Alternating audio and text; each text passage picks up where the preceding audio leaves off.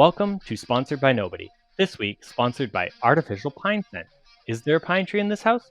Who knows? Only one way to find out. It is December 2020, and you're listening to Leaves in the Jungle, Season 1, Episode 4. In this game, we will be using the Wildsea world setting and system. It's still in playtest mode, so we're going with that. My name's Ian, and I am the Firefly, and we have... My name's Austin, and I'm going to be playing Drock the Ardent. Bev, I am playing Illidan the Gal. I'm Dylan, and I'm going to be playing Nick Attack, the Chelicray. I'm Jonathan, and I'm playing Rekatap, the Ectus.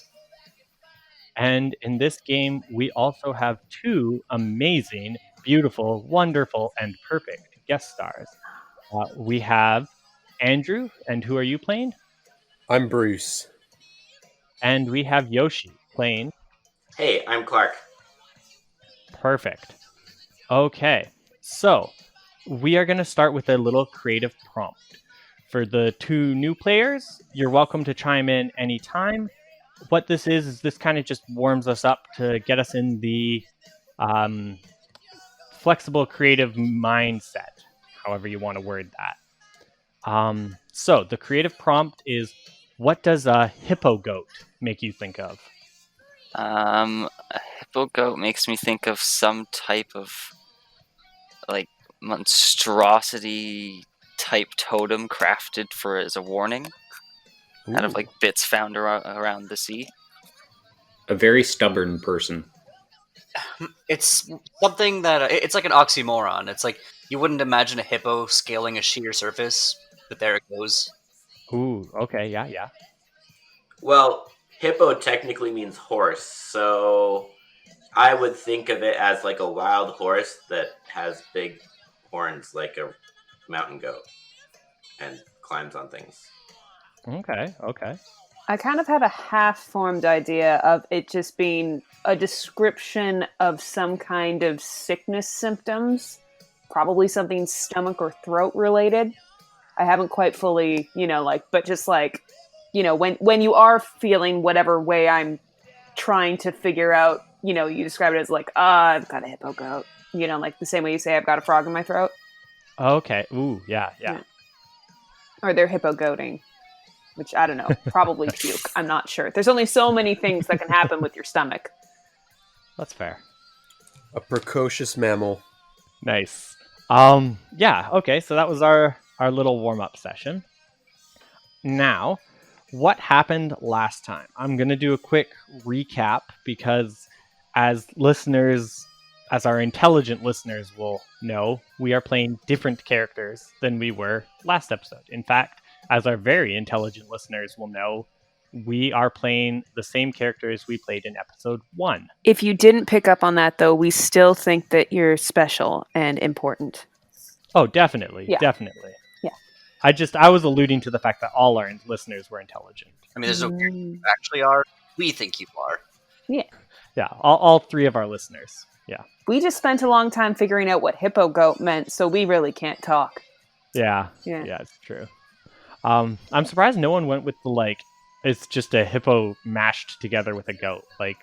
Well done on getting creative, guys. I just pictured something very horrifying. Just a car crash of flesh.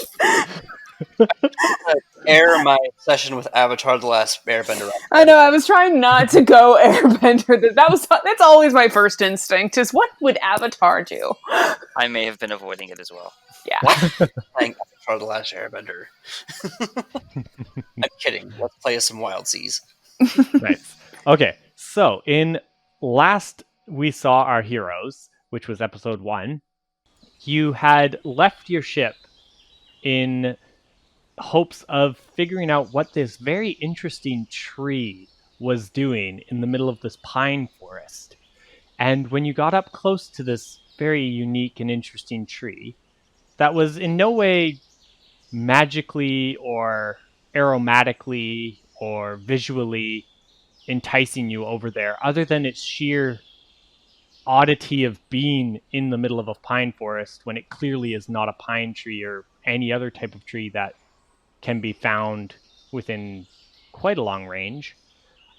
You got there, and all of a sudden, you heard a thwomp, or a thwomp, or a chomp kind of a noise, and everything went dark for a second, as you all realized you have now been swallowed by a leviathan. Yeah, you find yourselves inside of the mouth of this leviathan. It's kind of damp and sticky. There's bushes and trees and some ships that have kind of been mauled a little bit by teeth and other things. There's a little bit of light coming from the back of the throat. And yeah, what do you do inside of the mouth of this leviathan? I immediately Panic. that The light is bioluminescent coming from the back of the throat, by the way. And this area is large too. Like the mouth of this leviathan is probably a good 200 feet across and maybe like 200 feet deep, sort of thing. Yeah, Rekatap panics and just digs his spines just right into whatever surface it can, and is like, no, no, no, no, like that's happening. Like while you all are doing things, he's doing that. No, no, no, no, no, in the background. immediately start looking around. Huh. Like, kind of reach under my cloak and release my little dragonfly. Tell it to start looking around for an exit point. Yeah, it's flying around. It looks like this thing's mouth is shut pretty tight, and you can feel it diving back down towards ground level, or what you assume is ground level, as you've probably never been to the bottom of the branches, as very, very few people have. Yeah, so you feel that there's a slight slope, and you can feel the tongue starting to lift you guys and move things backwards towards the throat. So wait, so we're being swallowed right now? Yes. The throat is probably a good 50 to almost 100 feet in diameter. And yeah, there's bioluminescent. It looks like it gets brighter and brighter as the deeper down the throat goes with bioluminescent. But yeah, you guys are currently attempting to be swallowed, along with a bunch of brush and ship parts and a bunch of random insects and other creatures. Well, I don't really feel like fighting its tongue. It will probably just smash me. Just rude. Rekatap does. He just barbs into it, and unfortunately, the tongue does a very good job of scooping him up and kind of not caring about his tiny barbs. Yeah, you can tell it twitches a little bit, but it's used to eating ships and other weird things and trees. So yeah, it doesn't pay you a ton of mind. I immediately hop onto the closest thing that looks large and not sinky and hold on for dear life. Okay, yeah, you guys all kind of scramble back towards your little outraft kind of ship and hold on to it for dear life as this thing swallows you down its throat and you slide into its stomach. The area of this leviathan's stomach is about 600 feet across and about 1,200 feet deep. Ooh. It's massive. It's a good 200 to 300 feet tall, at least, and it's a swamp-like terrain in here. You have reeds and vines, lily pads of all sizes, flowers, like weird colored and twisted petaled flowers growing. Bioluminescent moss or fungus is on the ceilings and on parts of the trees. And the quote-unquote floor in here seems to be about waist-deep stomach acid that almost burns to the touch, as it's a swamp-like, marshy area. And you guys are sitting in your little raft, floating there are large islandy-like things that these trees have kind of amalgamated on and around as old ships and dirt and bones of all sorts of things have kind of gravitated into forming these islands. So now that we're down here, I think Rekatap resigns to their fate and is like, okay, that's not great. All right, let's try to figure out a source of water while we're down here. Looks like shelter's taken care of. I think Illidan just kind of stands up on the boat, takes in the surroundings, and just says, "Ah, this is so much better than I thought it was. Guys, we're just in a swamp. For a second, I thought we got swallowed." I kind of exchange a glance with Nick Attack. Shaking my head. What? Why are you shaking your head like that? We're fine! It can be both. I mean, you're not wrong, but also you're not entirely correct. How dare you suggest that I am not correct? I suggest we get this boat out of the acid. We may need it to get out of here. It doesn't seem to be that strong of an acid. The boat doesn't seem to be taking too much damage, but yes, it's probably a smart idea to beach it a little bit so it doesn't start going down to the back of the stomach, if anyone knows anatomy.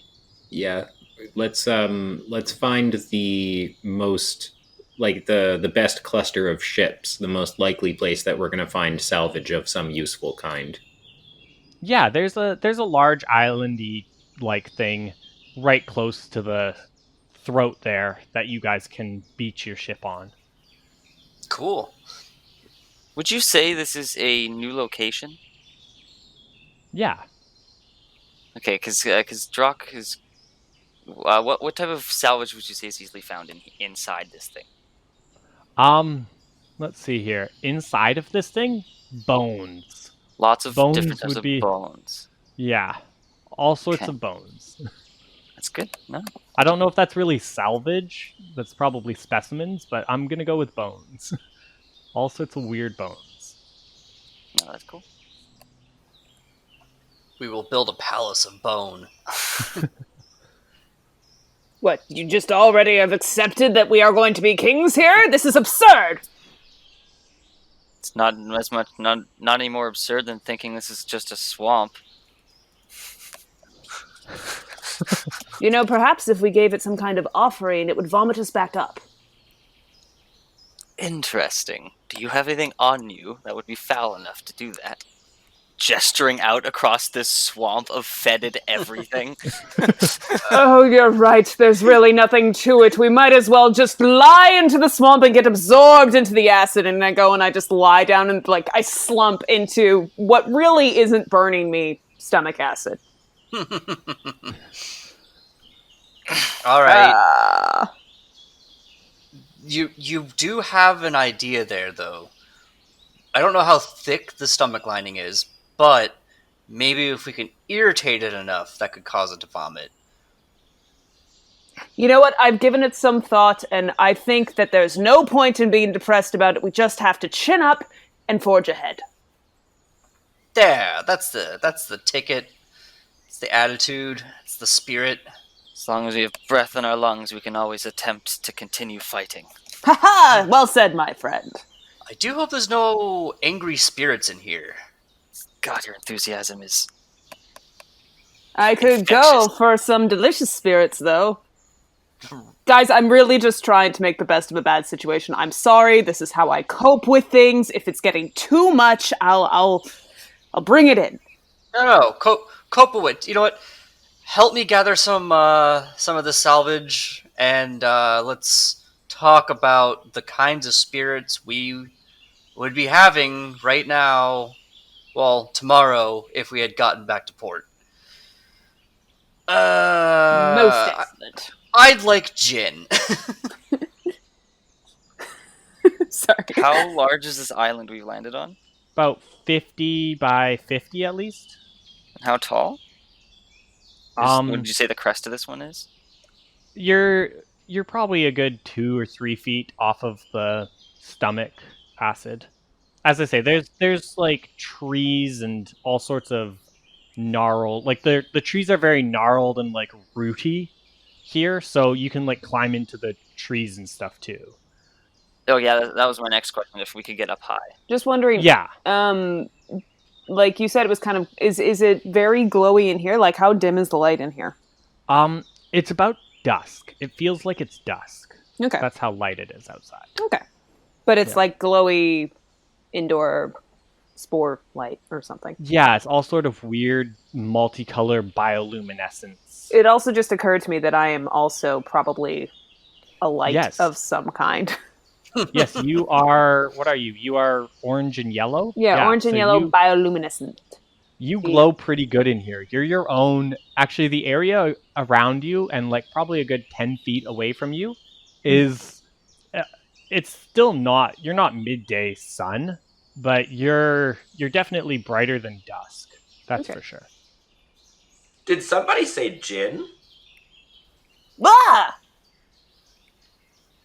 What was Yes. I No, bring up seriously. my- Did somebody say gin? Did somebody else say gin? Who's Bring up asking? my manifold Start bow. whipping around the head frantically to see where the noise is coming from. Can I do sense or who's good at that? I mean, I'm just gonna look for who's talking. Yeah. Yeah, you guys, I assume, see a gentleman of sorts walking towards you. Of which sort? Clark, or Yoshi, do you want to describe your character? Sure. So I'm about medium build, kind of rather skinny. Looks like I've been subsisting off of very little for a long time. I have a very, very, very tattered old shirt and have some old navy pants that are held up with rope. And on my head, I have an orange party hat. Are you Arden? Are you human? Yes, I'm an ardent. Sorry. Okay. Oh, that's it. It's a murder hobo. He's going to kill us and take our clothes. I pull out my And sword eat and I our kind eyes. of point it at him and I'm like, "Are you friend or foe?" I was just thinking that since you mentioned gin, I have a still back at my place. It's probably not what you're used to, but it'll do in a pinch. What excellence, a friend! Rekatap looks around at what all could possibly be in that still fermenting. Shrugs. Says, "All right, I'm down." I wave my hand and turn around. Well, follow me then.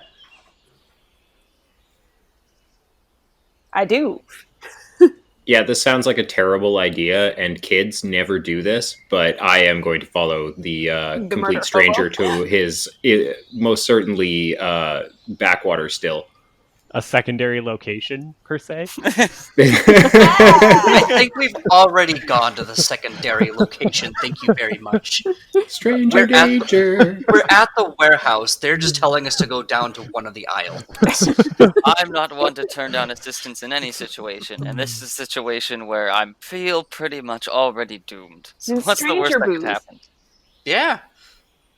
Yeah, you guys follow Clark here to the edge of the island, where he kind of... How do you move between islands there, Clark? Well, I have a little skiff that's made up of a whole bunch of assorted bones that are lashed together with what looks like braided moss, but you're not still quite sure if it's trustworthy or not. It's about big enough to hold maybe 2 ardents.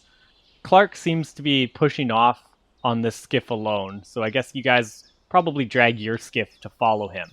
Yeah. I don't. Just do a little bit of swampy portaging. We're going to a tertiary location, but we're not going to get in his car. We're gonna There you follow go, you there in you go. ours. Yeah, well, let's take our bike. Yeah, you guys paddle through this swamp, and as you get kind of nearer to the back of this area, Oh, dear. some of the trees move out of the way, like, start parting as you get through them, and you see this gorgeous, absolutely stunning almost untouched mansion in front of you. It's got to be a like 12-room building, and it's beautiful. It looks like it's been polished almost daily. It's very, very nice as you guys start pulling up to this large island that it's on. I must say, I did not expect that. I'm gonna look at Clark and be like, okay, I just have one question. What's with the hat? What hat? The- Oh! You mean my party hat? Do you cone. like it? I've never seen such a fine hat. Oh, well, thank you. It is one of my most prized possessions. My cousin Bruce tried to steal it once, and that was not so cool. But don't worry, I got it back from him. So, follow me. Don't mind Jack. He doesn't bother you. Don't bother him. He doesn't bother you. And I lead you over to the side of the clearing beside the mansion to this rundown, dilapidated little shack with a door that's kind of propped on. Sorry, who is Jack? Oh, James. Don't mind James. He's the one that lives in the mansion. Okay. Did the name just change, or am I going completely insane? No, name changed. This is fine. Is he completely insane? Well, Also, look where we are. does anyone else want to call dibs on the mansion if we're going to stay here a while? Yes. Dibs. Can I room with you? Yes. Excellent. Come, of course. About that gin I was telling you about. Remember. You don't bother Jerome, he doesn't bother you. Okay, I'm really getting concerned about the name thing. The only consistency is J. What's the worst that could happen? It's one old guy who's offering us assistance in our time of need. We are literally in a leviathan. All the more reason to take it in stride, right? My hat falls off as I walk through the door. What's on his head? I pick up the hat and I offer it back to him. Here you go, my friend. However, suddenly, Oh, Clark. no! Clark reaches into a satchel that appears to be made of stitched together pelts, and he pulls out a black hunting cap that also appears to be made of stitched pelts of small animals, and he sets it upon his head, and he says, "I am Bruce, not Clark." I'm sorry, what now? Clark, you can't do that. He says, Where? not Where even is aware Clark? that he made a pun. Have you seen Clark? Bruce looks around. Oh no. Oh, Okay. no. You know what? This is not the worst thing that could happen to us. You know what? This is fine. This is fine. He's like pouting. he's just pouting. Okay, I know it's not the worst because digestion is literally an option right now, but I don't think that the fact that there could be worse things makes this any more okay. Hey, Bruce. Can we Yes. shack up in your mansion and be roomies? Yes. See? Well, that was easy. As Bruce is nodding contemplatively, he with a flash of steel he slices off a small sample of glowing fungi, and he raises From his where? he raises his dagger to his lips, and he makes this kind of like sound as he tastes good. it. It's gonna be my new seems to- ringtone. He seems to kind of consider his experience with the fungi before like rapidly filling his satchel, his stitched together satchel with this fungi. And it all comes full circle. I witnessed this, and I don't have eyes, but one of them is twitching. Bruce would then extend a handful of this fungi out to Iluden. Again, like offering it to her. Don't Taste. I don't really have a mouth, but I kind of do that like dry heave into it and swallow. I'm all full up. I'm fine. Rectatak shrugs and goes to accept in Illidan's place. I Kind of give the side glare. I trip and accidentally knock it out of his hand. Oh, I'm so sorry. I'm so clumsy. Bruce screams. He quickly scrambles to try to pull it out of the acidic fluid of the leviathan's stomach and bowels, and he kind of like he tentatively wipes it off on his tattered shirt and navy pants before sniffing it and then holding it out again. I think I'm full up, but I'm good on sans acid sauce.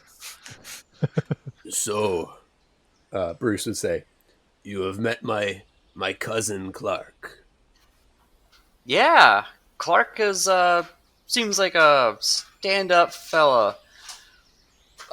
So how long have you and Clark been here? Bruce would look around, kind of like he's like pondering the question. He's not sure how to respond to it before responding enigmatically. Many slide down, and few return to the forested lands. That wasn't what he asked you. But thank you. Good to know it's bleak. Is it? Bruce would then go on to explain, Clark eats too much. Clark doesn't remember our days of hunger. I hunt and gather for our needs, Bruce would explain. And Clark? Clark makes gin, Bruce would explain. Sounds like a perfectly symbiotic relationship. And who's Jerome? Bruce would suddenly like hiss. He like sharp intake of breath. There is no Jerome here. Bruce would say very very decisively. Is there a James? Bruce would just like shake his head rapidly. His hunting cap would like bob back and forth. You might be worried that like the seams on his his stitching of the small creatures would like fall apart with how rapidly he would like shake his head back and forth. Okay, just do you mind if we have a quick sidebar here, Bruce? Just real quick. I don't want to be rude. We won't be long. We're just taking it all in. And he's like motioning for everyone to kind of maybe not even get it as far as like out of earshot, but just like, all right, Huddle. we need a huddle. Yeah. A careful huddle. I turn into the group and I'm like, well, I don't know about the rest of you, but I really want to know what would happen if we took both hats and then asked him to talk. I'm not. I don't care. He's just like exhausted. But he looks like he's kind of thinking the same thing. He's like, no, we need to get out of here. So far, they're the only living one here. There's no guarantee that they aren't killing everybody who comes down here for food. So he did literally say that Clark eats too much. Yeah. So and they ate the mushroom. Yeah. Which may explain why there's more than one of them in there. Mm-hmm. I'm sorry, but I take umbrage with that. But you are probably right. I mean, not all mushrooms know each other.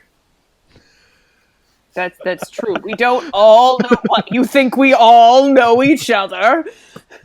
I'm sorry, I'm getting way off track here. I feel like I'm under a lot of stress right now because, you know, we were eaten, and sometimes when you're under stress, you just want to be the victim, if that makes sense. I mean, we're all the victim here, and so is Bruce Clark, and we need, instead of fighting amongst ourselves, we need to come up with a plan. And also figure out if we need to run away from and or kill Bruce Clark. Clark, Bruce, Cluse, Blark. I'm having a day. Someone else talk. I'm liking Cluse. Okay. That's a cool name. Maybe we'll go with that. Maybe let's not call him that to his face. Also, James, John, we keep Jackalope. Cluse on our side. Yes. Unless he tries to eat me. I know that we're all stressed. I know we all need to get it out. So how about all of us do the thing that we always do whenever we get into a stressful situation and have a good group wail, and then we can get to it. I'm not really into whale puns right now, but yes. Group wail on 3. 1, 2, 3.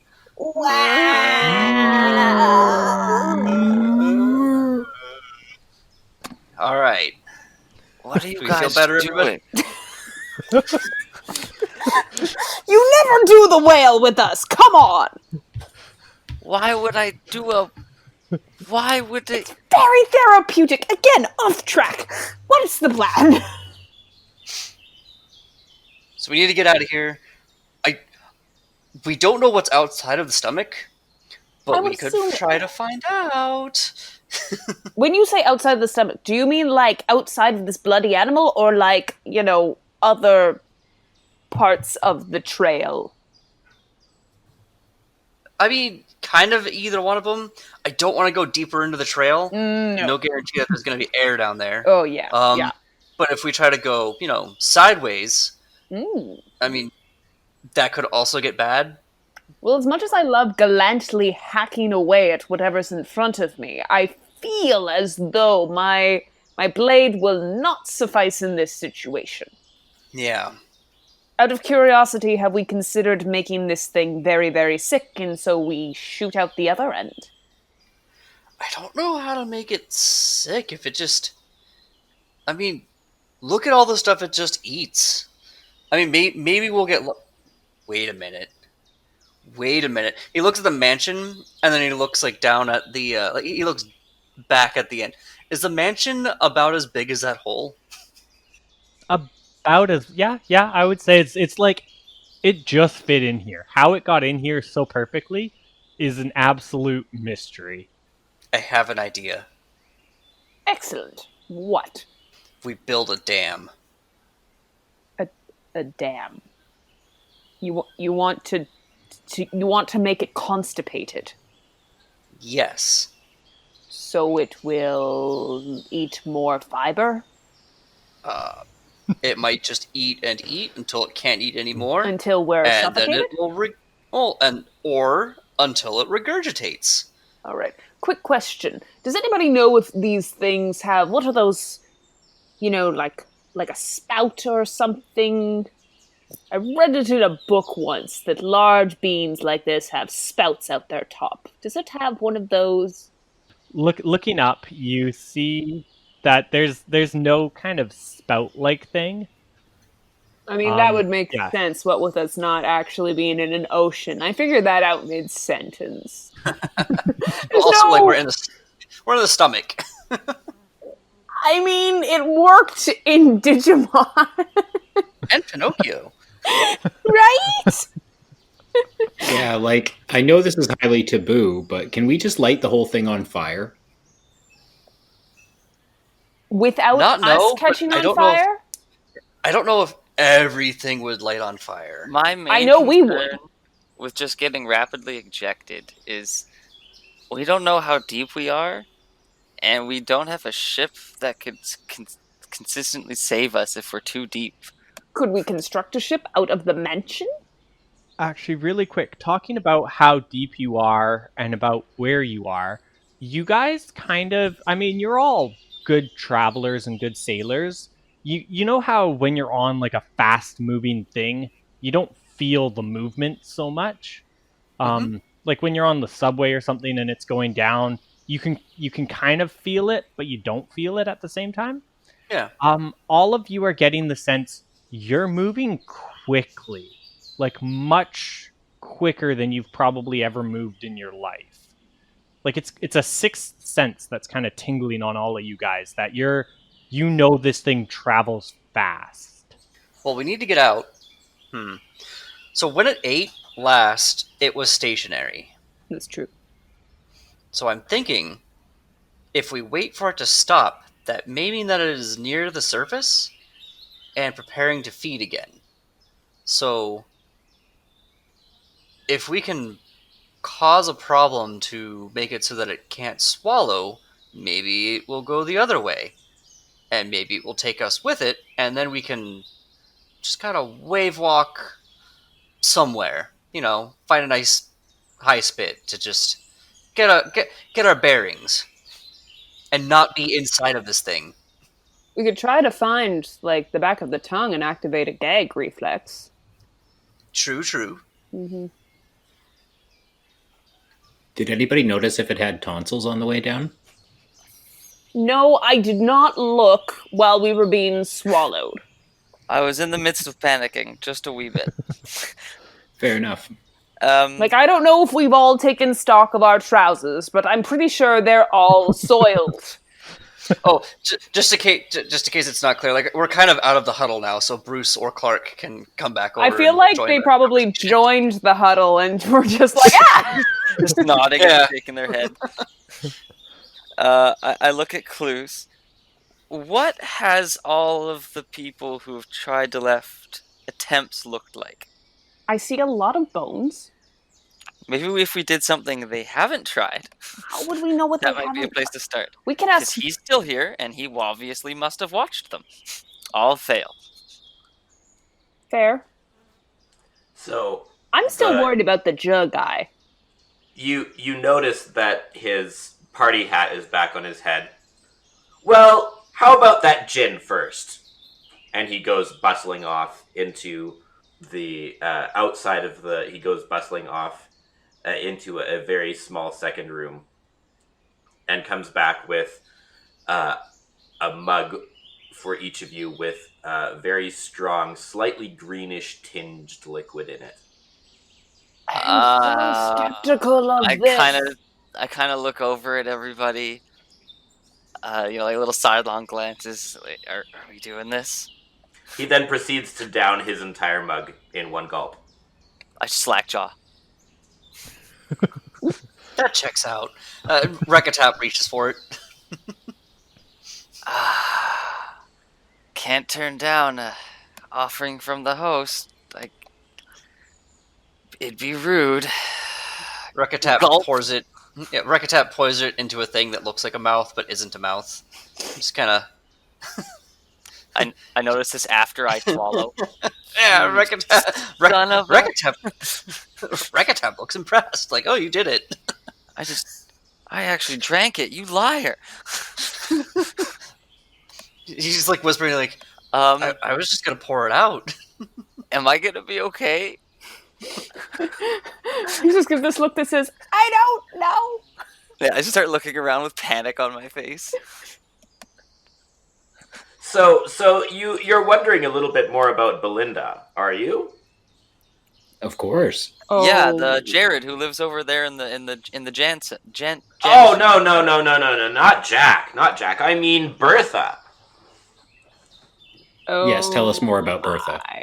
Bertha Wow. sounds like an interesting person. Do go on. Well, as you can see, we are currently in her stomach.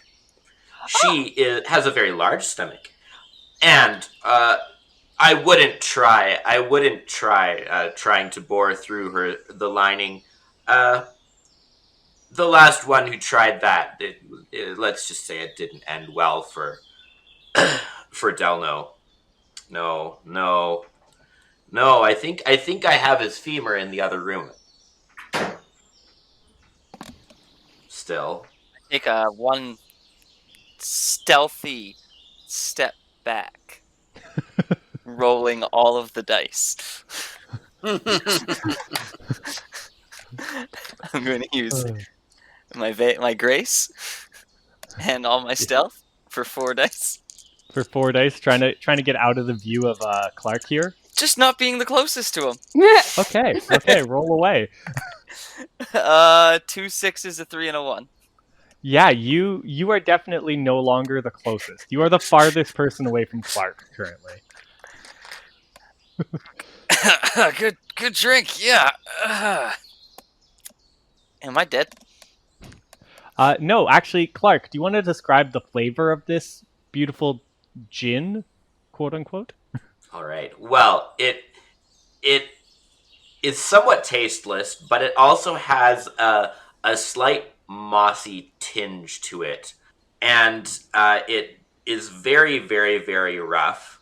You can tell that it maybe still has a few small little pieces. It's obviously only been distilled once, and so it still has maybe little tiny flecks of some type of greenish bioluminescent material in it. Is the same kind as the mushrooms brucite? No. So it would be. I mean, it would be more like a mossy kind of feel, not so much of a fungal. Okay. So it's like, do I have like a shiny green smile now? Yes. Yeah. Yes, Like you I do. smile and it's like almost irradiated almost. You've Yeah. never looked so dazzling. Am I like, do I gain a negative?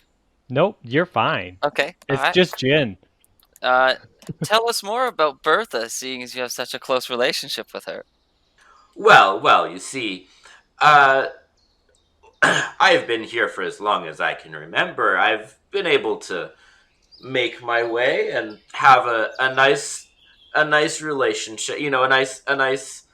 I've been able to have a very nice existence here inside her stomach, and we get on very well. Sometimes she tells me things, and sometimes I can tell her things too.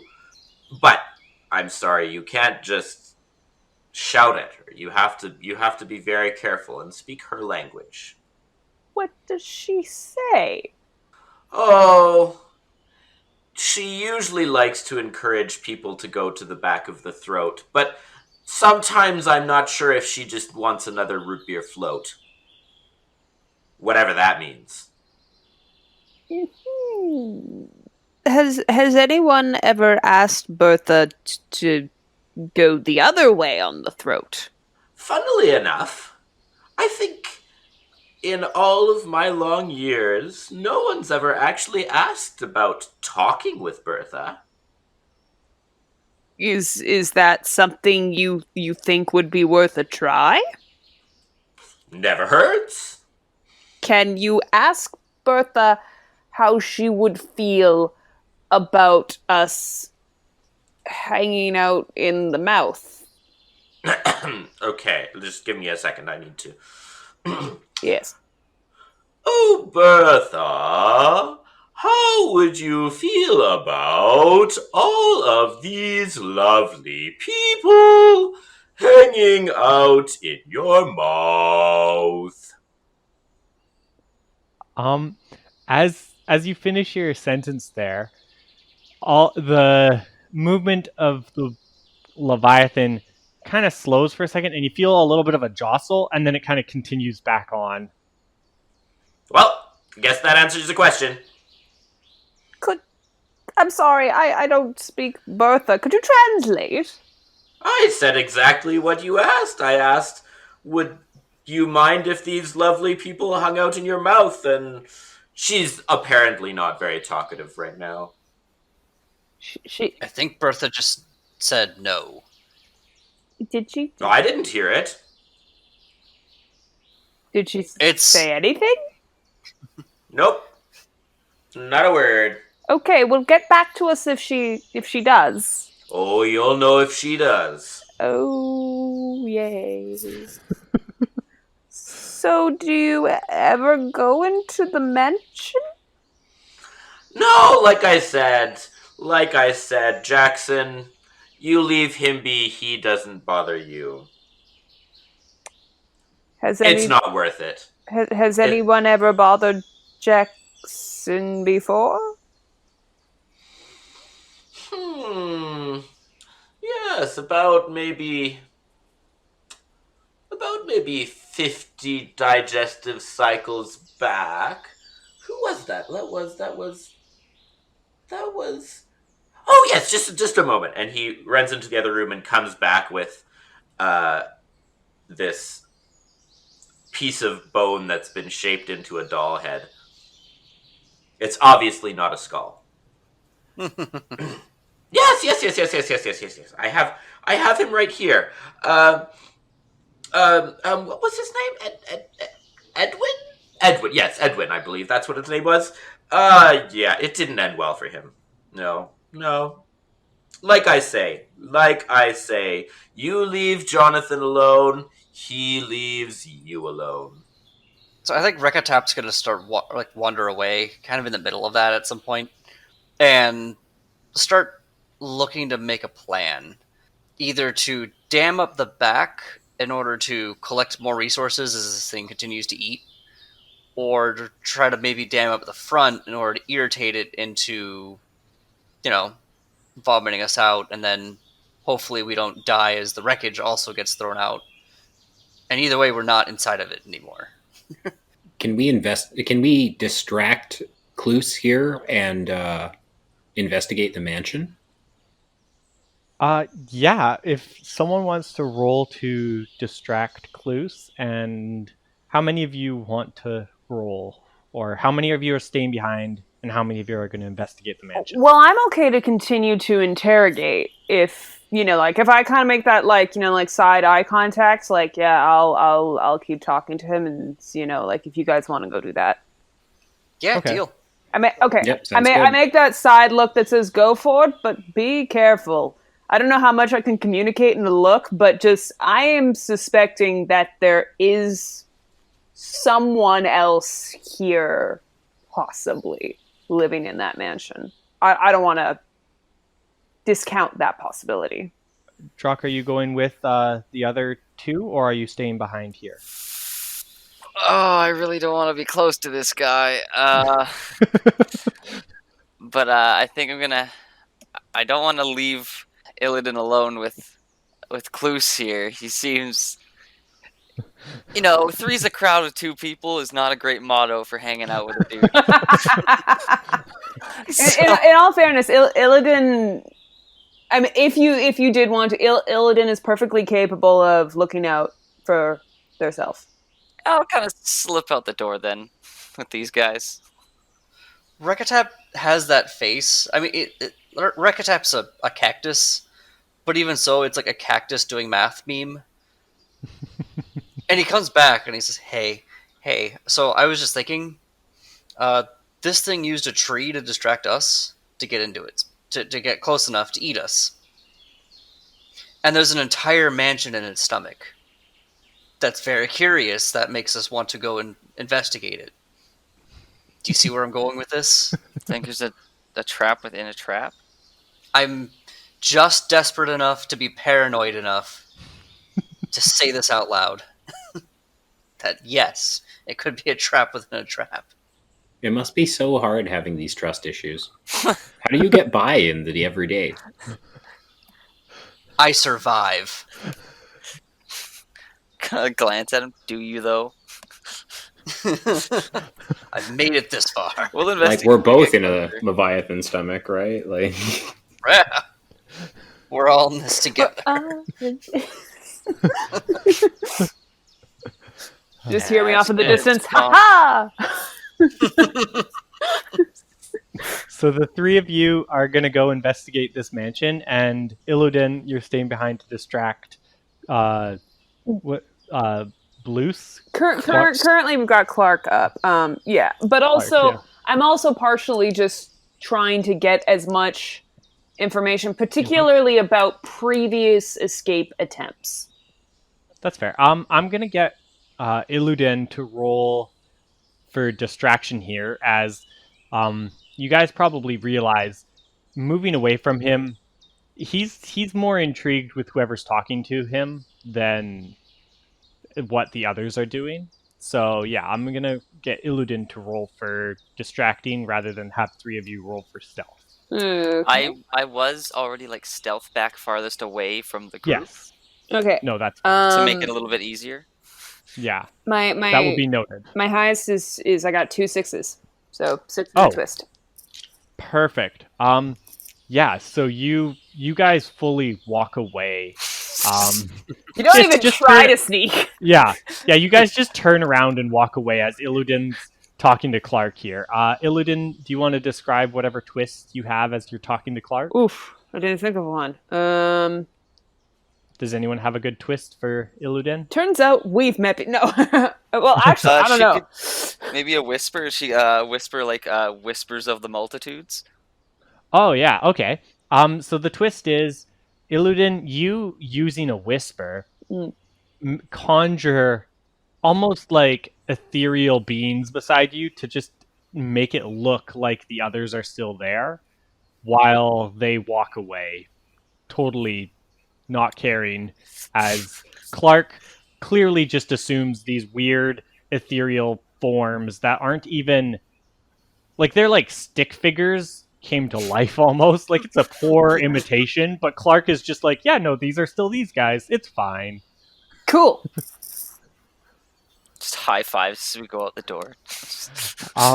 And so we're gonna pivot to the 3 of you getting up to the mansion, and we'll come back to Clark and Illudan in a minute.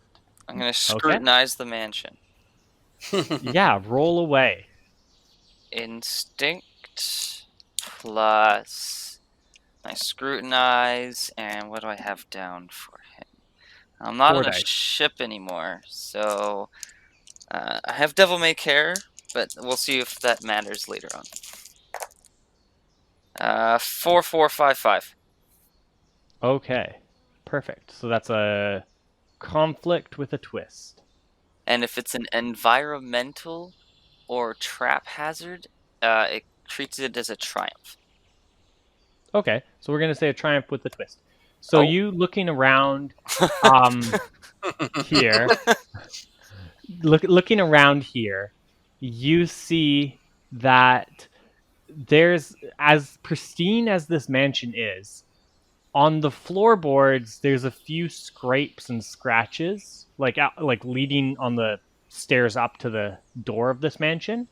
And the door of this mansion is open. Now that you're actually close enough to really look at it, it's open about 3 feet, kind of thing. Just like swung ajar, but not fully open.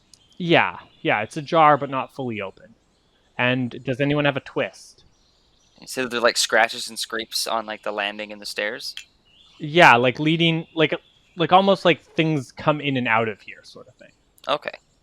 I think that the twist is that there's a trap door, but like this should be the bottom of the stomach. Like Squidge. like This, there's this mansion has a weird basement. yeah, there's just off to the side of the front door, as you guys get closer to the front door, there's stairs going down to what would be a basement, but you're clearly like in the stomach, and you're only 3 feet off of quote unquote sea level, water level, stomach level. Ick level. Yeah. I look over at Rekatap. Do you have anything for triggering traps? Looking at the door hesitantly. Rekatap takes their giant axe, boarding axe. They take their boarding axe and are like, I have something for this. That's not quite as subtle as I was expecting. Nick attack. I'm just going to draw up my hand crossbow and cover Rekatap as he puts himself in harm's way directly, potentially. Well, I mean, Rekatap's gonna sling the axe at the trap to get it to like spring while we're not, at the trap. Well, better Okay, you than me. You're throwing the axe at the door? Yeah, sure. Okay. You whip this axe at the door, and it hits the door with a perfect shot, like the axe blade like lands into the door sort of thing. Mhm. Like exactly how you would want it to go. And the whole door just kind of comes off with this loud like thump as it hits the ground and kind of skids along for a second. And this loud thump reverberates through the mansion. And we're going to pivot to Illudan and Clark, who have been chatting. Clark, what have you been chatting about? Well, she has been continuing to quiz me about, or rather, they have been continuing to quiz me about Yeah. about various escape techniques, most of which had been mentioned in the powwow that the characters had earlier, and each one I seem to keep on pointing to some type of, whether it's a bundle of sticks or some type of piece of the environment around that is in some way has been shaped into a doll or even just a doll head kind of idea, uh, and mentioning that such and such a person who had come had tried it, and some of these are in the shapes of ardent, some are in the shapes of Gao, some are in the shapes of you name the different type of being, and it's there, and each one it never ended well for. Are there any specific escape attempts I should know about? Yeah, Clark describes in detail one attempt where they tried to block the rear end of this place. And he describes how irritated and upset Bertha became, and how she ended up doing a roll of sorts. And it rained for many days, and it was really bad. And he shows you a few scars from it. And he says, I didn't like that. Oh no. Oh no. I turned to him. Sorry. No, go ahead. Yeah, well, I was going to say, I turned to him at one point and I'm like, just out of curiosity, have you ever tried to leave? What? Me? Leave? No. I'm fine Did Bruce here. ever try to I have leave? everything I need. Bruce? No. He is too concerned about what might be outside. He's much more comfortable staying here where he knows what's going on and what's happening. As you guys continue this discussion about different ways of escaping here, all of a sudden you hear this loud thwap and a thump as this axe hits the door. Stealthy. Clark, you jump a little bit and your hat falls off. And yeah, we're gonna... Can I snatch with- up that hat real quick? No, it falls off perfectly into the satchel. It just... That's how hats work, you guys. They fall off perfectly into satchels. Physics! I mean, that's how hats work in America. Yeah. We're not in America, we're in a whale. We're in a Called fish. a toque. Canadian hats. Sorry, can I just clarify something really quickly? Yeah. So that thwap sound, did it happen at the door to Bruce and Clark's little hutch, or was that? Are we shifting back to the mansion? That's the door of the mansion, and yes, I'm alluding to it is Bruce who will be here for a minute. Okay. As the hat has switched. Okay. So we're with Illudan and Bruce currently. You have just heard a thwapping noise at the mansion. But the thwapping noise was coming from the axe hitting the door of the mansion. Okay. And this is Jack's mansion. Yes, this is Jack's mansion. Okay. Next door, the neighbors. The neighbors. Yeah. Them and their raging parties that they're always having. So affluent. They just don't care about us poor folks. So Bruce would quickly, or Bruce Clark, Bruce. quickly doff his hunter cap his stitched together many pelts hunter cap.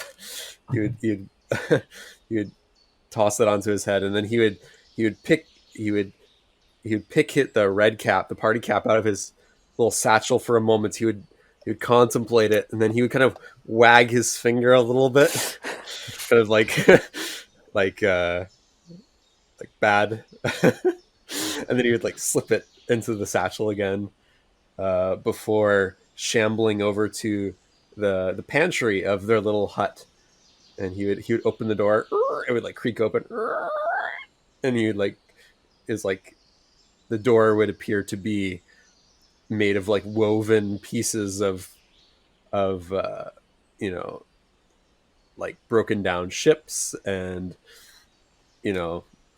pieces of like dried fungi. It would have all kinds of weird assortments of things. But you'd go into you'd shamble into the room there, and he would make these like thoughtful noises like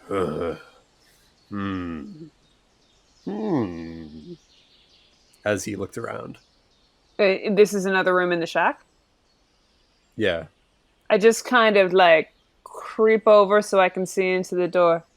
You okay there, Bruce? Bruce would again enigmatically respond, "Many slide down, and few return to the forested lands." As he like kind of he would like look in, you'd hear the sound of him like rifling through various like satchels and bags and things, and he would start to kind of talk. He'd pull out the red cap again, and he would say, kind of scoldingly, he'd be like, "Clark, you eat too much. You eat too much. We must find more food, more food, more food." And he put the red cap back in his satchel, and you kind of look at the shelving, kind of with a concerned expression on his face. Well, that's foreboding. Now, just curious, the flap that we heard, do I get the impression that something bad has happened to my friends, or more, that's my friends screwing around and we need to continue to distract them? No, like as Bruce went into this other room, you can look at the mansion and you clearly saw that it's like them. He threw his axe. You clearly can tell that they're fine. I need to keep distracting them. Like, yeah. So how do you find food here? I don't see a lot of fuzzy animals to hunt. Bruce would respond. He would then he would suddenly like leap forward at Illidan, and he would like stare her right in the eyeballs. His pupils were dilated. I am an androgynous gender neutral mushroom person. Thank you. Stares in your fung holes. In the fung holes. my glowy pussy bits.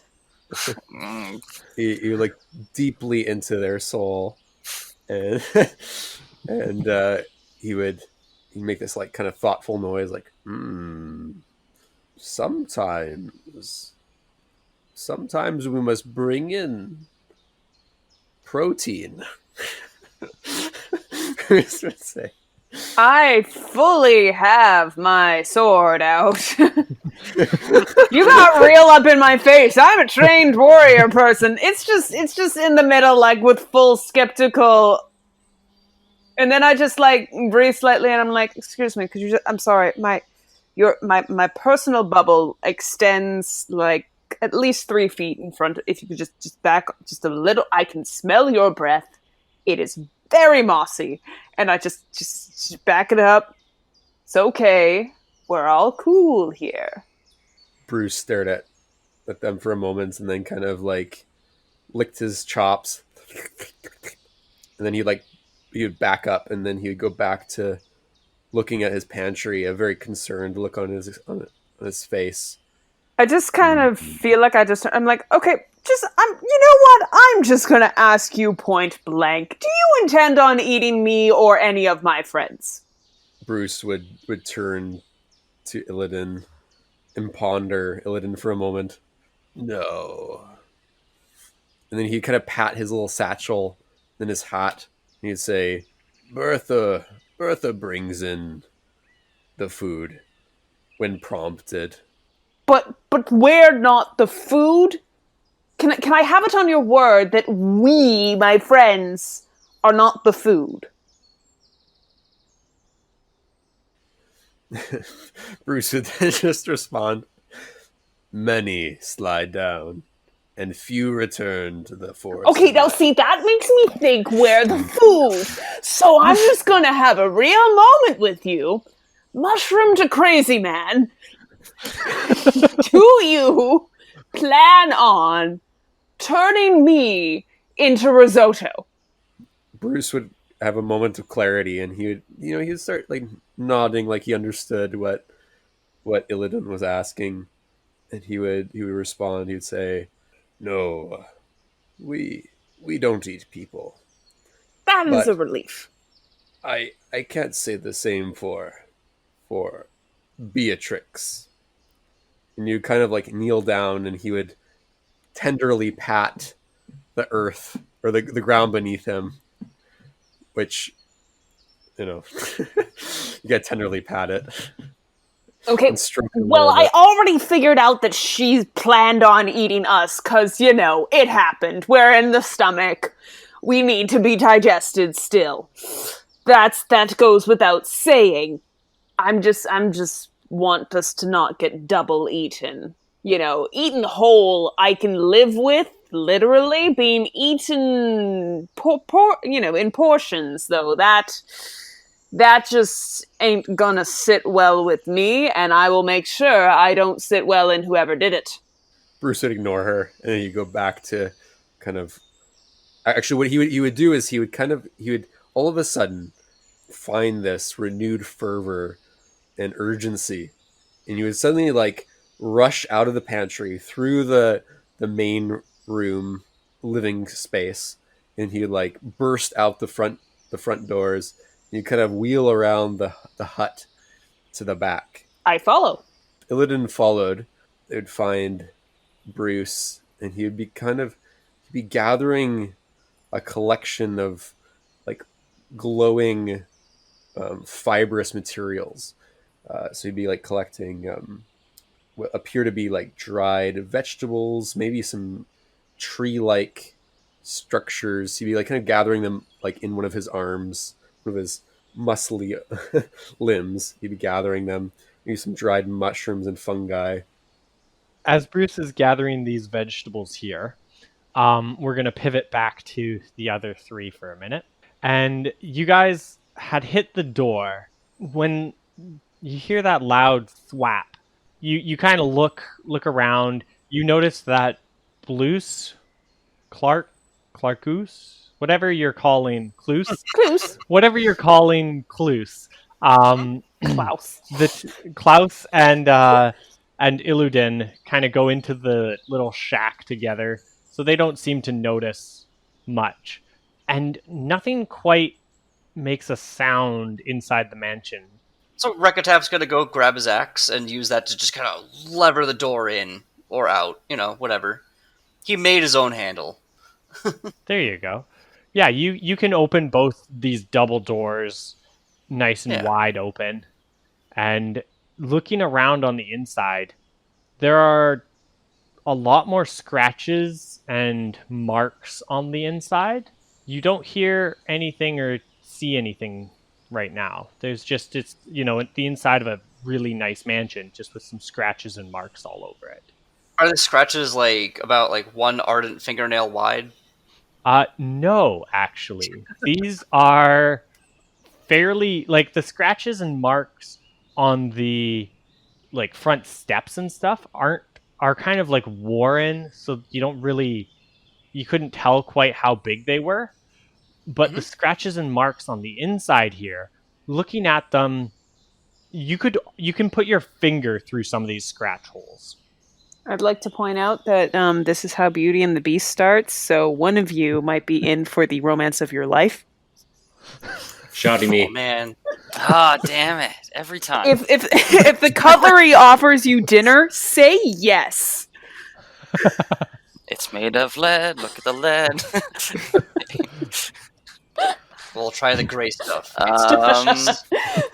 Let's see. I'm going to draw my little manifold bow, kind of like tweak with the arrow a little bit to make sure it's kind of sparking and electrical.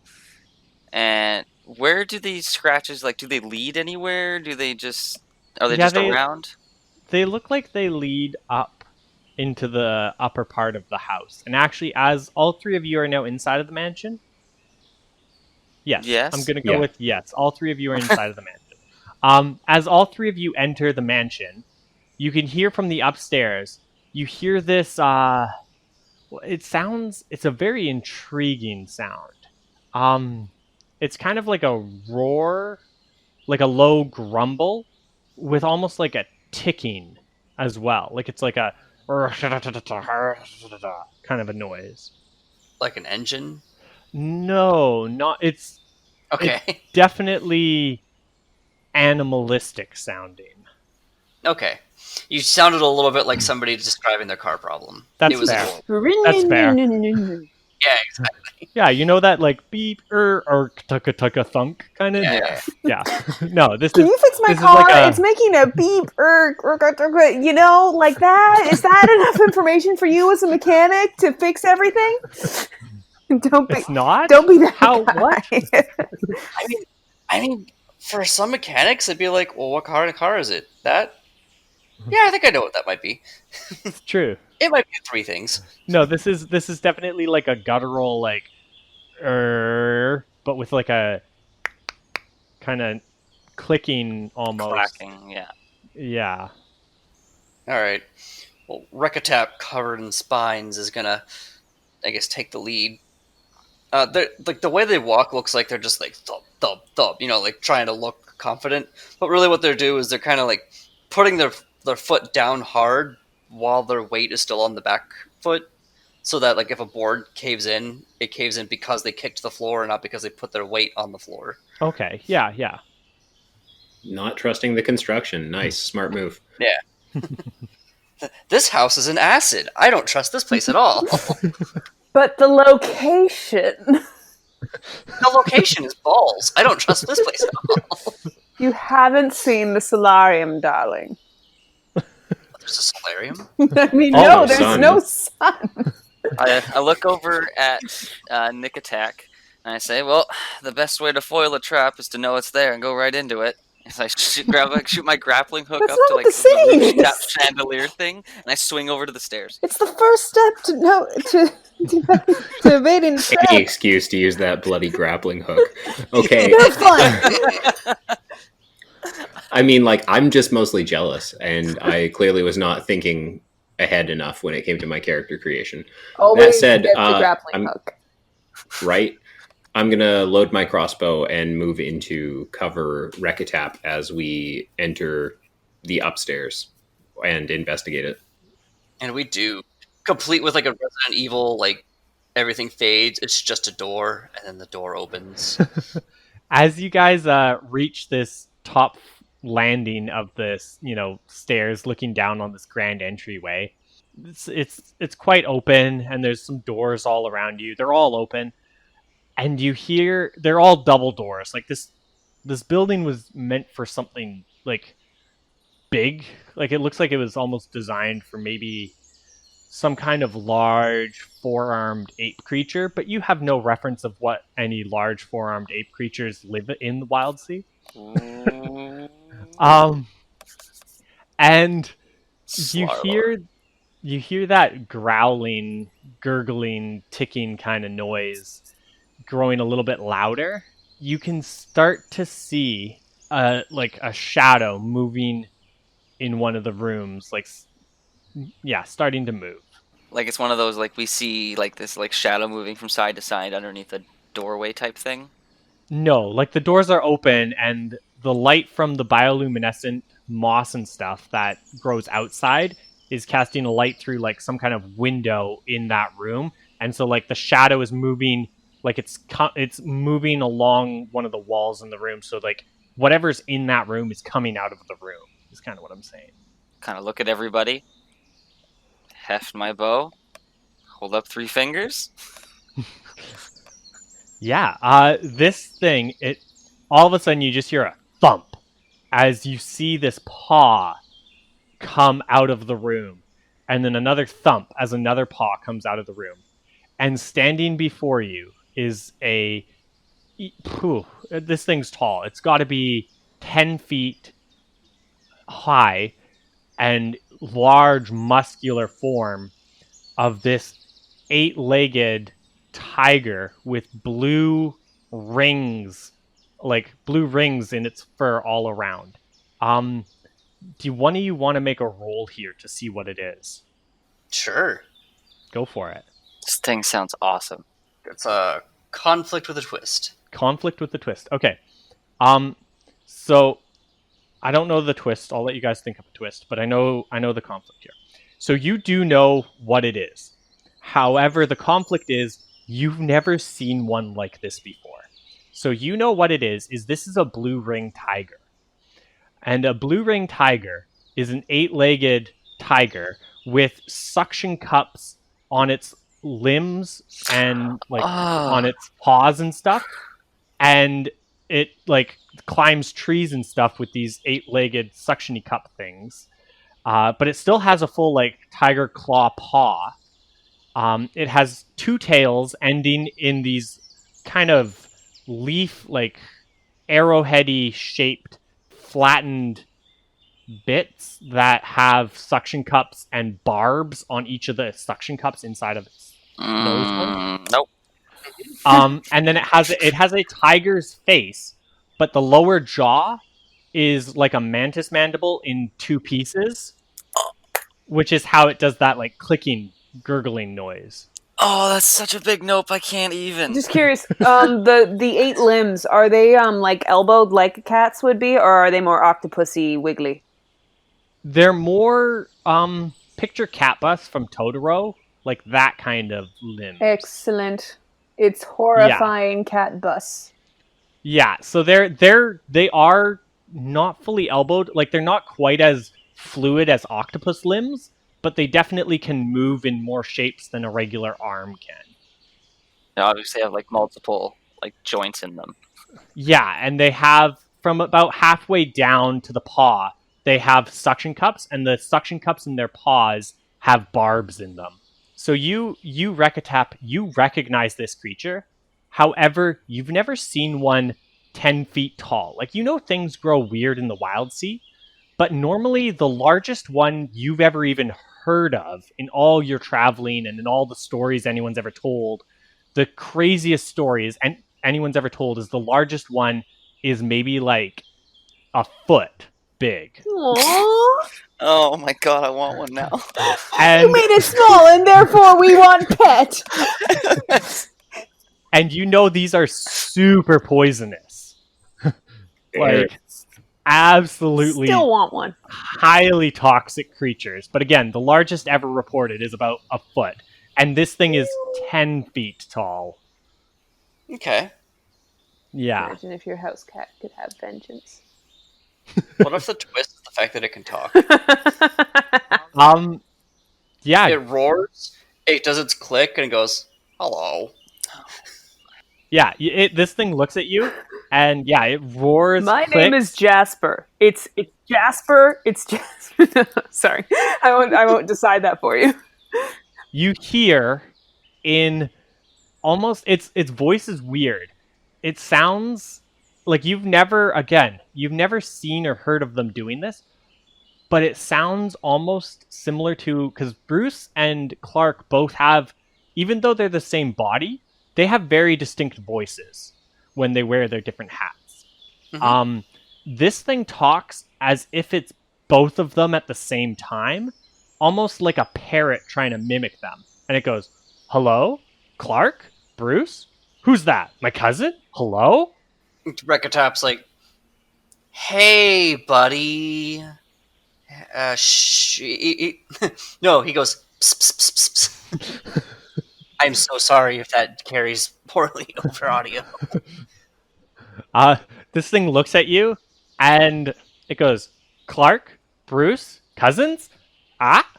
Hello? Hello? Who's that? And it's moving towards you. It's clearly, it's talking, but it's clearly parroting what people are saying. Like it's not. Okay. It definitely doesn't speak a language. So it's doing the Scream Bear thing from that Shimmer movie. Yeah. I grab the back of his collar as he's saying, "Hello, gentle beast. What would you like to?" And I just drag him back towards the stairs, like running at full speed. Nick Attack, what are you doing as these two are trying to run away? Well, I'm not going to stand there while they're running. Like I might take like an additional second, and then I am the frick out. I am going to leap down over the banister and peel myself off of the floor. Taking a page out of ZT's book, I see. When you're a bag of spiders, you got to do what you can. That's fair. That's good calls. Good calls. It's a good Solid strategy. philosophy of life. As you guys burst through the open front doors, running down the stairs of the front of this mansion, you just hear this thing like roar at full volume, ticking and clicking its loudest, and yelling, "Clark, you took my sock!"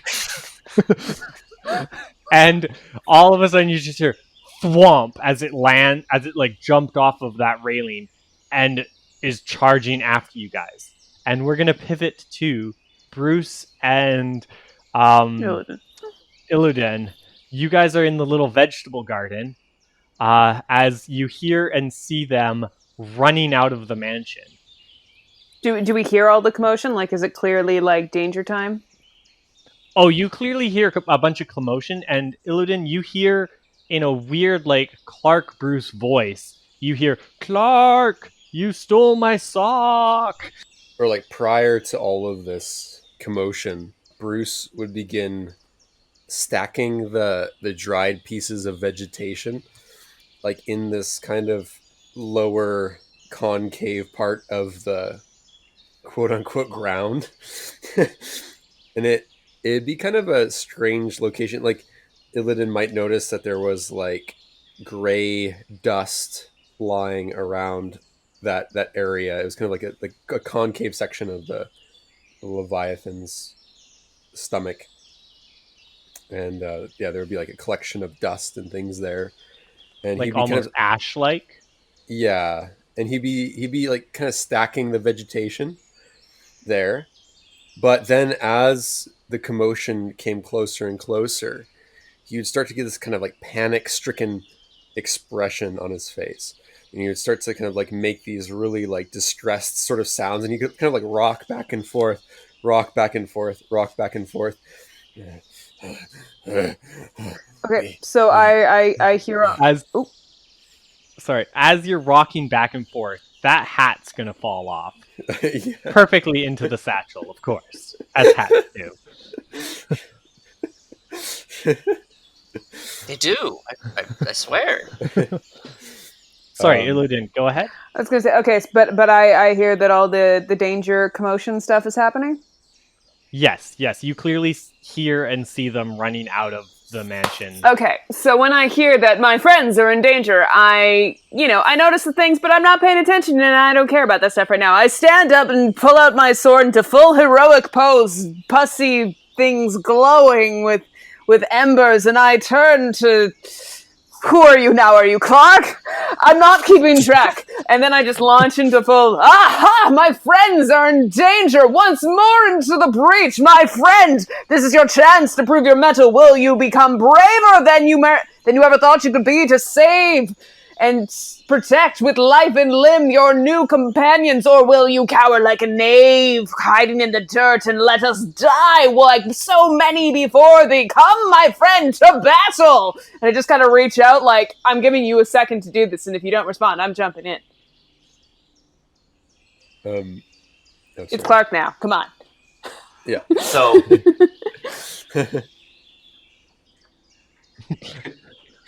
we're even losing track of this now. No. So he sort of shudders momentarily, plunges his hand into the satchel and pulls out the orange party hat and sets it on his head. And he sighs like he's fed up with everything. He's like, not again, Jason. And gets up and starts walking over in a As huff you Wait, walk can I towards just- the sorry. mansion. No. Sorry, I'm gonna Okay, go here. okay. Sorry.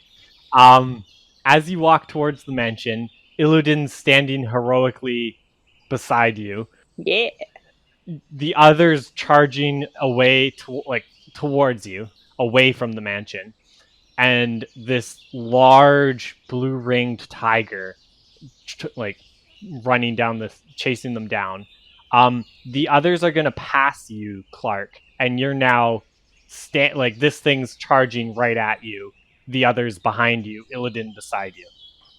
I keep on walking forward and I say, "Bad Jasper, bad boy, go home." And just as he's getting up to me, I you flick him on this the thing nose. on the nose as hard as you possibly can, and you see this blue-ringed tiger just recoil at the sheer audacity of this flick, and you hear its little parrot voice be like, "Bad kitty, bad kitty." I turn to the others and I say, "We're keeping him." I just stand there and I'm like, "That's right, bad kitty, go home." As you point back to the mansion and are yelling, "Bad kitty, go home," to this large tiger that's looming over you, it starts clicking and roaring and grumbling, and it goes, bad kitty, go home, bad kitty," and it starts walking back towards its mansion. All right, I figured something like that would happen.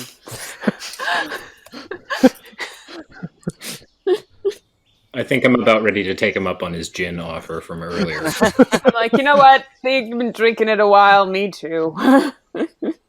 Those things are usually only about a foot long. It's like, well, that was a fruitless effort. I feel like What did you learn, Illidan? I feel like I just kind of deflate because I have a chance to be all heroic and drunk, and he's just a kitty, and I wanted to save people. That's just my whole demeanor right now. I'm like, well, I learned that there's 16 different ways to not escape, and all of them somehow end in dolls. I did learn that one time somebody tried to plug the holes and do that whole damn thing you were talking about, and apparently this thing knows how to do a barrel roll when its tummy is upset, so that's not good. Also, can I point out that there's this weird... There's dust here. Does anybody else think that's weird? We're inside a swampy stomach, and there's just dryness. That's not normal. It's definitely ash. Thinking back now that you're not in danger, it's definitely ash. This is definitely ash, guys. It's ash. I'm gonna go with hopefully plant ash. Oh, I'm like 94% sure he's not going to try and eat us. He pointed out that we actually have already been eaten, so that's that today. There's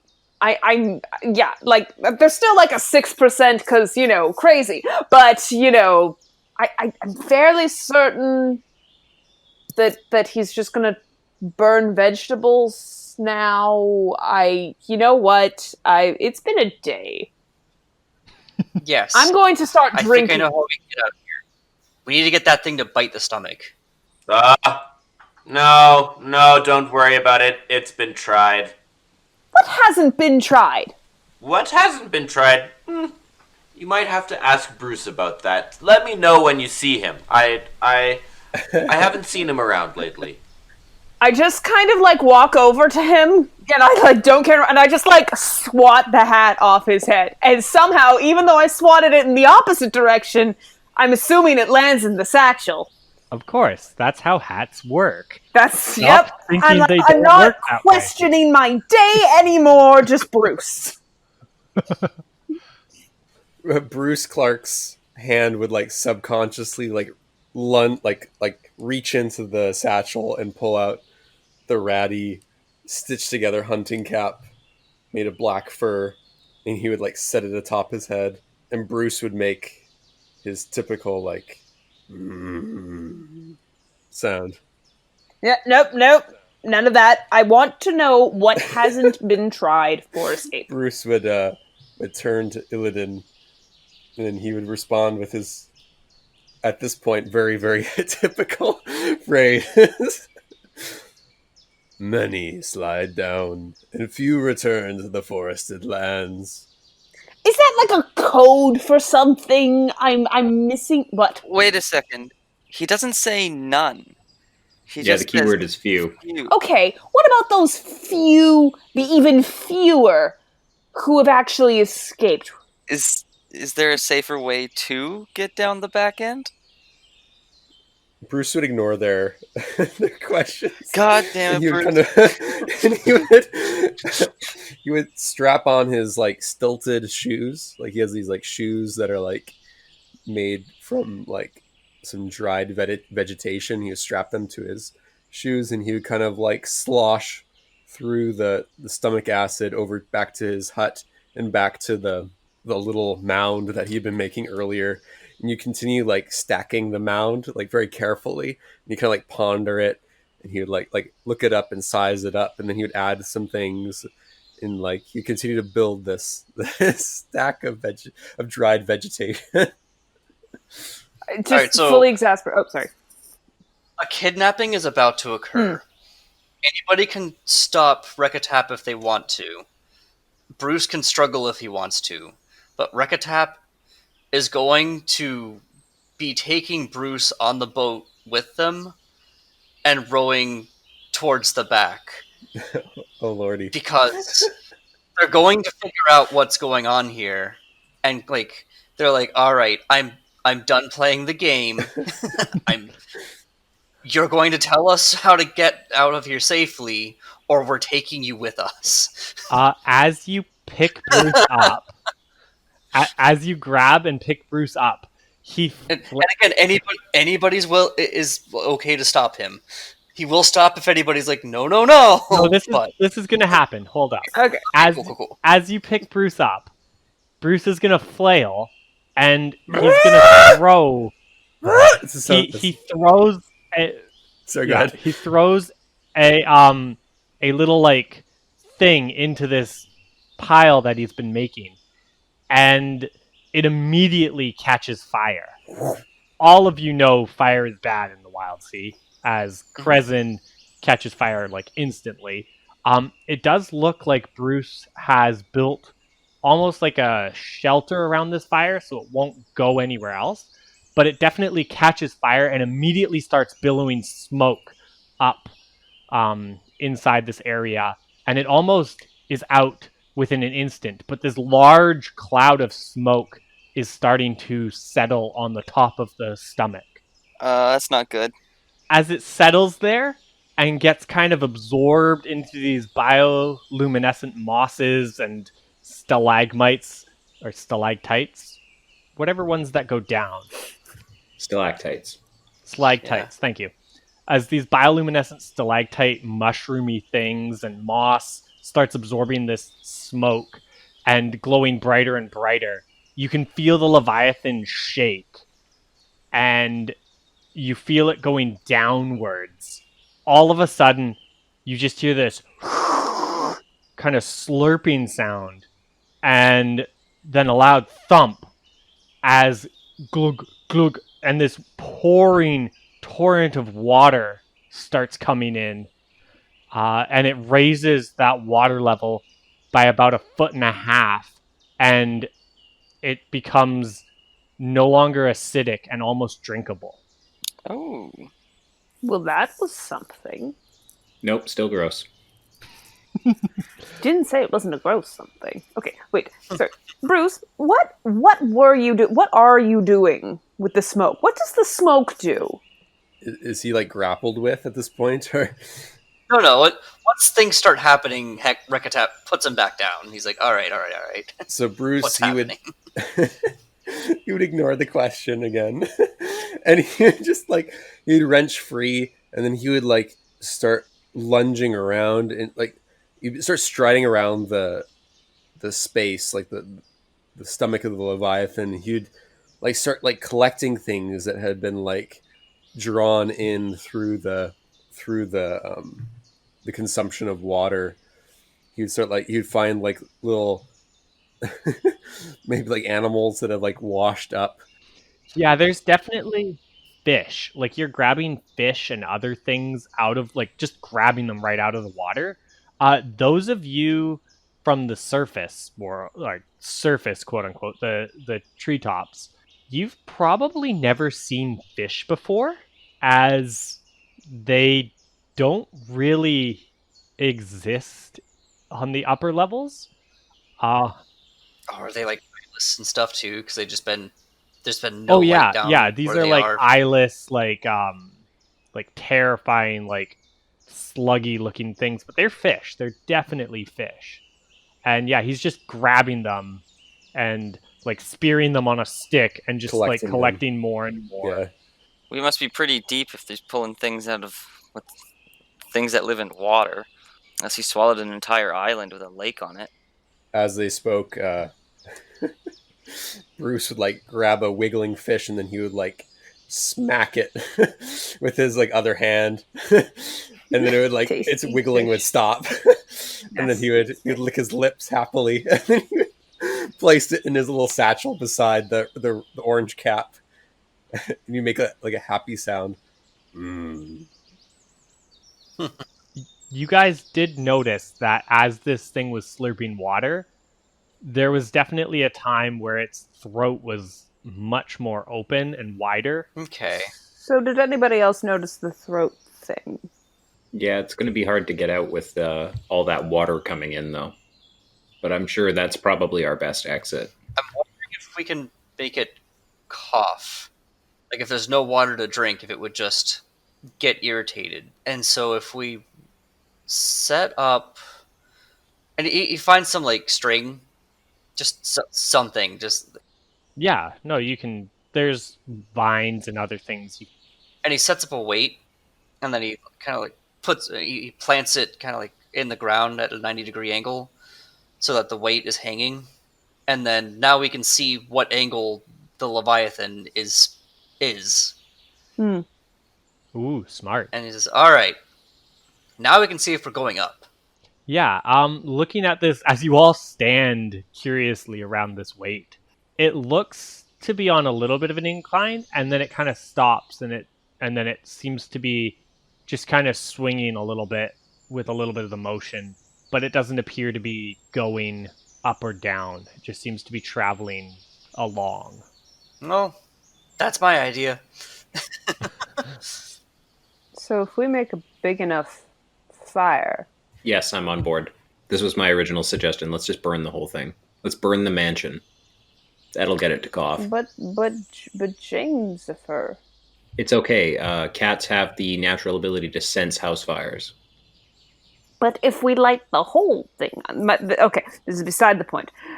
So, Bruce, did the few who have made it, did they go out the throat? Bruce would he'd be happily scrutinizing one of the fish he had just extracted from the liquid, and he'd be like deftly butchering it, and he'd allow like the guts and things to like drain back into the liquid, where you take the pieces of flesh that he had butchered, and he'd put them in his bag, and then he would look up, noticing that Illidan had been talking to him. Many slide down, and few return to the forested lands. Do Alright, any slide up? Just burn it all. And then he would add something though. He would say, I take care of Clark, my cousin. Clark eats too much, but I like Clark." And he would kind of like, he would pat the orange cap in his bag. He'd pull it out, and you'd like give it a nice little pat. He would like hug it close to his body, and then he'd put it back into his pouch. Okay. So I guess we can't block it up. We know bad things happen if we block it up. We know that if we light a fire, we can potentially get it to open up its throat, but then we have to counter the water. And we know that Clark eats too much, apparently. Can I roll scrutinize and tides to get an answer to the riddle? Yeah, go for I'm it. very tired. Yeah, I that's know. fair, I'm reaching that's that fair. point where I'm like, oh, my brain. No, that's fair. Sorry. Okay. Go ahead. Triumph with a twist. Nice. Okay. Yeah, you thinking about it, there was a moment there where before the water came in, if the water had been at a higher level, water might have gone out 1st, Mhm. sort of thing. So you looking at the now raised water level, you think you could kind of, for lack of better words, surf out of here on your little dinghy if it opened its mouth again. Mhm. Yeah, so if you got it to open its mouth, you could definitely, if you timed it right, you could get out of here. Could we ride our dinghy? Like, is it still in good enough shape to to basically sail to like ride to the surface? Or could we like once we're out of it, could we get it into working order? Or actually, could we just get it into working order and then do this? I don't know if you could get it into working order in here, because like it's in water, and water's not really a thing in the Wildsea, so like it's not used to that. Like it'd have to dry out a little bit. But if you let it dry out a little bit and tinkered with it, you could definitely get it back into working order. Cool. I just kind of turned to Bruce and I'm like, hey, Bruce, I don't know if this is going to be enough food for Clark. I think we need to get a lot more food for Clark. I think that would make him very happy. Could we... He does eat a lot. Could we do what you did with the smoke again, but like a lot? Bruce seems to like this idea of feeding Clark. He would nod vigorously and he'd be like, "Oh yes, yes, yes." All right, we're going to work on our ship, and then when we're done working on our ship, I say we surprise Clark with a huge feast. Bruce seems very pleased with this idea. He nods vigorously and he says, I can gather big fire." And you kind of look at you questioningly, like, is that what we're doing? Is that where we're... That sounds so fun, guys! Fun! He gives a few spikes up. It's like, yeah. Yeah. And Bruce would then suddenly he's received a mission from God. He's like, so he would rush back over to he'd gather up what he had, and he would rush back over to his little hutch and along the side and see if there was enough dried vegetation to create a big fire, and he would start to stack that vegetation into a similar stack so that a big fire could be created. I think it's a little interesting that none of us might know how to make a fire except for Bruce, or except for Blark. Blark. That's true. None of you would know how to start a fire, probably. Yes, Bruce starts this large pile of stuff, and I assume you guys get your skiff ready near the front, and you kind of wave at Bruce to light this fire, and he throws his little thing into the fire as it goes boom, and this huge billow of smoke rises up, bigger, much bigger than the last time. And you guys having paddles ready at the throat, just waiting for this thing to open its mouth. Looking back, you see the pendulum swing sharply down towards the mouth. Mhm. So this thing is diving, and it very quickly, you can see it open its mouth, and it's wide open. It's as open as it's ever going to be. You guys paddle your way, as it's opening, this water, you guessed correctly, and yeah, this water starts kind of coming into the mouth, leaving the throat, and you sail through the throat into the mouth, and you're able to paddle hard and get over the teeth as it starts swallowing some water from this underground river, it looks like, surprisingly enough. And you manage to get onto the water as Chomp, right behind you, this leviathan shuts its mouth and starts going upwards and upwards. This huge creature with its centipedal-like legs and its fins, still fish-like fins on the side of its body, flailing wildly as if it's swimming through the trees. And it's, living trees covering its back of all, like, it's an absolute nightmare and beauty at the same time. Like, you've never seen this many trees, like different species of trees side by side before. It's utterly incredible and astounding and wonderful, but it's also horrifying because it's on the back of this scaled fish-like leviathan with these tiny centipedal legs just clicking and crawling as it climbs through the bushes. And before you know it, it's gone, and you're left in. It's darker now. It's much darker. It's basically only Illudan's light illuminating you guys as you're on this boat on a river, flowing down this river underneath everything. And I think that's where we're gonna end the session. Very cool. So I was Ian. FD. I was Austin. I am Bev. I'm Dylan. I will always be Jonathan. And our two wonderful guest stars were Andrew. Yep, that's me. And Yoshi. Yeah. Hey. Awesome. And we are sponsored by nobody. Signing off.